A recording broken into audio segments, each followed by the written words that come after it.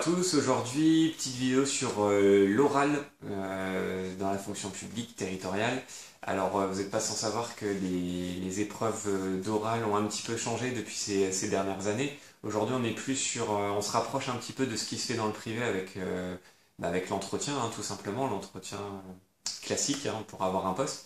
C'est un petit peu moins axé aujourd'hui dans la fonction publique sur les savoirs en tant que tels. C'est aussi plus sur le savoir-être, sur la présentation de son parcours, etc. Même s'il y a encore une petite dimension cours, hein, faut quand même travailler le fond. Mais vous avez dans maintenant toutes les catégories une présentation de 5 minutes où vous devez présenter votre parcours, votre souhait professionnel d'évolution, etc. Et du coup, cette petite vidéo rapide, juste pour voir avec vous les deux façons classiques de présenter votre exposé. C'est pas transcendant, il y a sûrement des meilleures façons de le faire, des façons plus originales. Mais en tout cas, c'est les deux façons aujourd'hui que je vois, pour en avoir parlé notamment avec des formateurs et puis des gens qui sont habitués à être membres de jury. C'est un peu les deux façons sécurisante de présenter votre oral. Donc la première, c'est de se dire on va présenter les choses par bloc de compétences, c'est-à-dire que vous allez parler d'une compétence que vous avez par exemple, si c'est en catégorie C par exemple en secrétariat, les différentes expériences professionnelles ou d'études que vous avez eues qui vous amènent à maîtriser cet aspect-là, par exemple je sais pas l'aspect organisation, que ce soit organisation de réunion, organisation du courrier dans un service, etc. etc. Bon, pour les gens qui sont plus cadres, ça va être, je sais pas, toutes les expériences liées à la conduite de réunion, par exemple. Sur plusieurs postes, vous avez appris telle et telle compétence. Donc ça, c'est un peu pour en avoir parlé avec beaucoup, la plupart des formateurs préconisent plutôt ce format-là.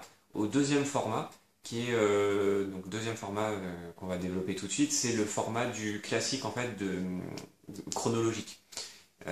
Il n'est pas forcément conseillé. Moi j'ai des formateurs qui m'ont dit non non je te le conseille pas parce que c'est un peu linéaire et c'est ce que tout le monde fait. Il n'y a pas de... En fait les gens qui font ça souvent c'est un peu par dépit, ils savent pas comment présenter les choses donc ils disent voilà en 99 j'ai fait ça, en 2001 j'ai fait ça, etc. Et c'est vrai que c'est pas super original, c'est pour les membres du jury c'est un peu barbant. Mais, pareil, pour en avoir parlé avec un membre de jury, si ça se justifie, vous pouvez, si vous arrivez à le structurer, vous pouvez le présenter de façon chronologique. Moi, c'est ce que je compte faire. Là, on est en octobre 2015. Si je suis pris à l'oral, ce sera en décembre. Et donc, moi, ce que je compte faire, c'est une présentation chronologique, mais organisée. C'est-à-dire que je vais présenter ça en deux points.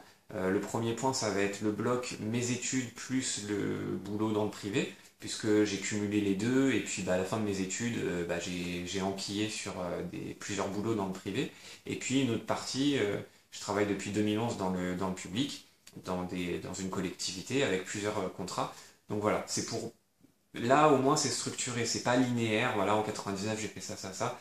C'est de présenter vraiment les deux blocs et d'expliquer pourquoi c'est vraiment deux temps de vie différents et que dans le deuxième temps de vie, depuis 2011, il y a une logique aussi au fait que vous soyez présent ce jour-là pour le concours, que vous êtes motivé à continuer dans la fonction publique, continuer à évoluer, etc.